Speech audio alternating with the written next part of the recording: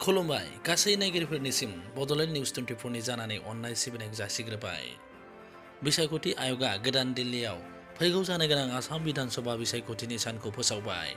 आसामखौ लाफानानै मोनबा रायजोआव जानो गोनां बिधानसभा बिसायख'थिनि खालारखौ फोसावबाय। बिसायख'थि जानो गोनां हादोरसाफ्रा जादों आसाम, सोनाब बंग, तामिलनाडु, केरेला आरो पुडुचेरी।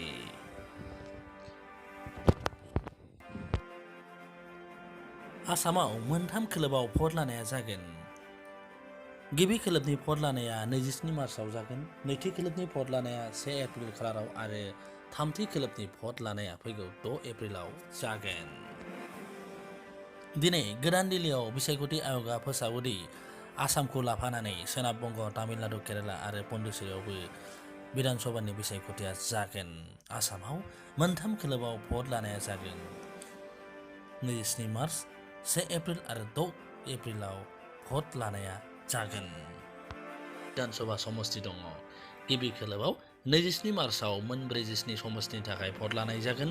नैथि खोलोबाव 1 एप्रिलाव मोन 39 समस्ति आरो थामथि खोलोबाव 6 एप्रिल खालाराव मोन 40 समस्तिनि थाखाय भट लानाय एबा बिसायख'थिनि भट लानाया जागोन।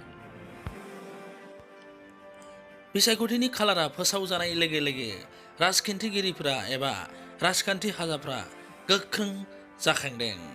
मोनफ्रोमबो राजखान्थि हान्जाफ्रानो साखाफारा जादों।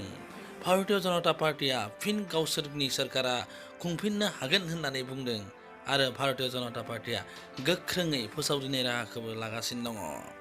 भारतीय जनता पार्टीजों लोगोसे अखम गण परिषद आरो इउपिपिएलआबो जानजि खाफ्रादों। बेरेखा हान्जा कंग्रेस आरो एआइएडिएफआबो देग्लाय गोख्रोङै गावसोरखौनो दाबिदार खालामदों आरो गावसोरानो सोरखाराव फैफिनगोन होननानै गोख्रोङै फोसावदिंनाय राहाखौ लादों। बेराफारसे गोदानै दाजानाय ओनसोलारि राजखान्थि हान्जा अखम जातीय परिषदआबो गोख्रोङैनो गोख्रों जासिनदों आरो जानजि खाफ्रादों। बे खेबाव अखम जातीय परिषदआ गिबि खेबनि थाखाय बिसायख'थि गेलेनो थाखाय थियारि जादों।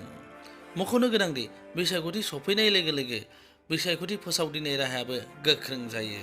बेबाराव आसामाव गोख्रोंनिफ्राय गोख्रोंसिन बिसायख'थि फोसावदिंनायखौ नुनो मोनगोन होननानै गोबाङानो मिजिंथिदों। रादाबा एसेनोसै।